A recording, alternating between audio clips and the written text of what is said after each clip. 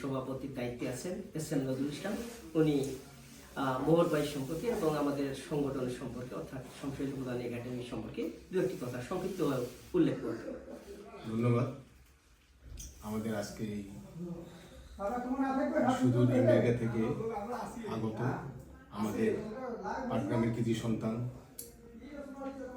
মোহর খান ভাই, উনি এসেছেন আমাদের এই নারীর টানে। উনি খুব সংক্ষিপ্ত সময়ের জন্য আমাদের এখানে আসছেন, কয়েকদিন থাকার পর চলে যাবেন। উনি একজন সাংস্কৃতিক মানুষ এবং মিশুক, সবার সাথে মিশেন। বিশেষ করে যারা সঙ্গীতমনা মানুষ, এদেরকে উনি মন প্রাণ দিয়ে ভালোবাসেন।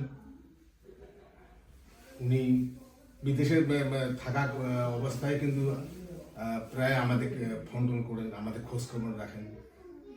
উনি আসছেন আমাদের এই জগৎ বেড়ে সংসদীয় প্রধান একাডেমি, উনি প্রতিষ্ঠাতা।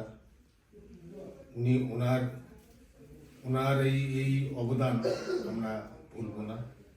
আমাদের এই সঙ্গীতের বিশেষ করে আমাদের ভাওয়াইয়াকে উজ্জীবিত করার জন্য বা এটাকে আরো ভালো মানের করার জন্য উনি আপ্রাণ চেষ্টা করছেন এবং এই লক্ষ্যে আমাদের এই সংসদীয় প্রধান একাডেমি ইনি প্রতিষ্ঠা করেছেন এবং উনি আছেন এবং ভবিষ্যৎ থাকবেন, আমরা এই আশা রাখি। আর উনি আমাদের কাছে থাকবেন। আর উনি যে আমাদের আসছেন, এই জন্য আমরা খুব আনন্দিত, খুশি এবং সবসময় উনি আমাদের পাশে থাকবেন,